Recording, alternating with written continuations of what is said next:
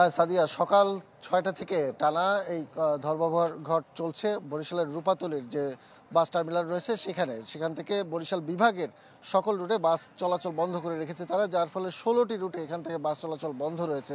আর এর ফলে স্বাভাবিকভাবেই যাত্রীরা দুর্ভোগের শিকার হচ্ছেন। তারা বাসে চড়তে না পেরে অটো বা থ্রি হুইলারে করে যাচ্ছেন এবং এর জন্য তাদেরকে অতিরিক্ত অর্থ ও সময় ব্যয় করতে হচ্ছে। এই পরিস্থিতি থেকে তারা উত্তরণের দাবি জানিয়েছেন এবং পাশাপাশি শ্রমিক নেতৃবৃন্দের সাথে আমাদের কথা হয়েছে। তারা জানিয়েছেন যে আসলে বরিশালের এই রূপাতলী টার্মিনাল সহ বরিশালের বিভাগের অন্যান্য যে জেলাগুলোতে রয়েছে সেখানেও শ্রমিক ইউনিয়ন রয়েছে।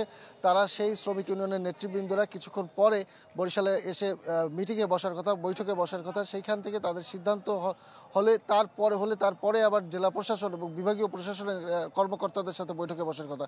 এটা হতে পারে সন্ধ্যা নাগাদ এই সভা বা সন্ধ্যার পরে হতে পারে।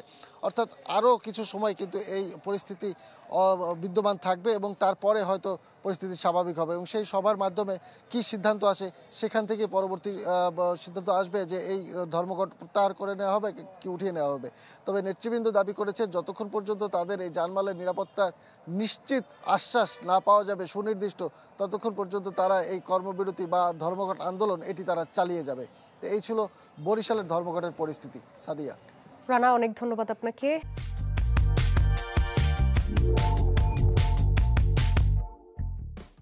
মুহূর্তে মূলত সিএনজি শ্রমিক এবং মালিক সমিতির পক্ষ থেকে ভোলার ইলিশা সড়কে তারা একরকম অবরোধ করে তারা এখানে মানববন্ধন কর্মসূচি পালন করছেন এবং তারা এখান থেকে দাবি করছেন যে গতকালকের যেই ঘটনাটি সেই ঘটনাটি মূলত তারা দায়ী করছেন যে বাস মালিক শ্রমিকদেরকে। তবে বাস মালিক শ্রমিকরা বলছেন যে এই ঘটনার জন্য সিএনজি মালিকদেরকে একে অপরের উপর তারা দোষারোপ করে যাচ্ছে। তবে প্রশাসনের পক্ষ থেকে আজকে সন্ধ্যা ৬টার দিকে একটি জরুরি সভা দেখেছেন দুটো পক্ষের জন্য, কিন্তু সেটি এখন পর্যন্ত কোনো ধরনের এটি কখন হবে সেটি নিয়ে এখন পর্যন্ত প্রশাসন সম্পূর্ণ এটি এখানে ক্লিয়ার করেনি বলে জানিয়েছেন। তবে এই ঘটনার কারণে কিন্তু ভোলার চরপেশনের যে সড়ক সেই সড়কে এই মুহূর্তে বাস চলাচল সিএনজি চলাচল বন্ধ রাখা হয়েছে। ফলে সাধারণ যাত্রীরা যারা মূলত চরপেশন মহানদী লালমোহন চলাচল করে তারা কিন্তু বিভিন্ন ধরনের সমস্যায় পড়েছেন, তবে অন্যান্য যানজট চলাচল করছেন।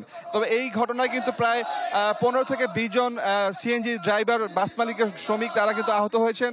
12টির মতো অটো সিএনজি সেগুলো পুড়িয়ে দেওয়া হয়েছে এবং 2টি বাস ভাঙচুর করা হয়েছে। সব মিলিয়ে দুই পক্ষেরই কিন্তু একটা আর্থিকভাবে তাদের ক্ষতি হয়েছে। তবে এই ক্ষেত্রে কিন্তু এটি সুরাহ না হলে কিন্তু এই রুটে যারা চলাচল করে থাকেন বিশেষ সাধারণ যাত্রীরা তারা কিন্তু বড় ধরনের সমস্যায় পড়তে পারেন। তার জন্য সাধারণ যাত্রীরা বলছেন এই ধরনের সমস্যাটি দ্রুত সমাধান করা উচিত এবং সাধারণ যাত্রীদের কথা চিন্তা করে।